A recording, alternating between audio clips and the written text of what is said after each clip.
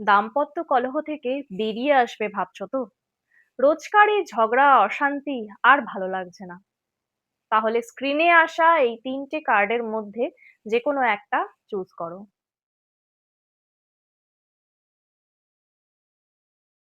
যদি তুমি card 1 choose করে থাকো, তাহলে এবার সময় এসে গিয়েছে এরকম একটা ভয়ংকর ট্রমাটিক রিলেশনশিপ থেকে নিজেকে বের করে আনার। যদি তুমি কার্ড 2 চুজ করে থাকো, তাহলে তোমাদের সম্পর্কের একটা নতুন পরিণতি হতে চলেছে।